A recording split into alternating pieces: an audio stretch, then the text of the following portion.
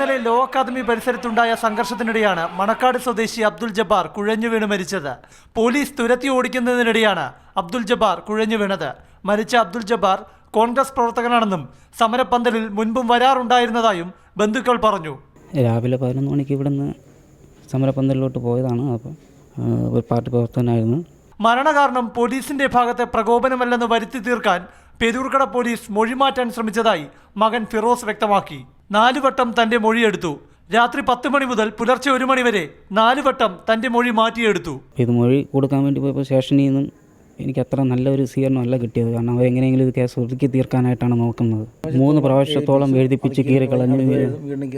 അവസാനം ഡ്യൂട്ടി കഴിഞ്ഞ് പോയ ക്രൈം എസ് ഐയെ വിളിച്ചാണ് വീണ്ടും ഒന്നുകൂടെ എഴുതിപ്പിച്ചത്. പ്രതിയെ ചോദ്യം ചെയ്യും പോലെ ഫിറോസിനെ പോലീസ് സ്റ്റേഷനിൽ പിടിച്ചു നിർത്തിയതായും ബന്ധുക്കൾ ആരോപിക്കുന്നു. സ്വന്തം വാപ്പ മരിച്ചു കിടക്കുന്നതാണ്. അപ്പോൾ അങ്ങനെയുള്ള ഒരാളുടെ അടുത്തൊരു സാമാന്യ മര്യാദ കാണിക്കേണ്ടത് പോലീസിൻ്റെ ഭാഗത്തുനിന്നൊരു വലിയ വീഴ്ചയായിട്ടാണ് കാണുന്നത്. പോസ്റ്റ്മോർട്ടത്തിന് ശേഷം അബ്ദുൽ ജബ്ബാറിന്റെ ഖബറടക്ക ചടങ്ങുകൾ നടക്കും. ക്യാമറമാൻ ബോണി എം വർഗീസിനൊപ്പം പ്രശാന്ത് കൃഷ്ണ, മാതൃഭൂമി ന്യൂസ്, തിരുവനന്തപുരം.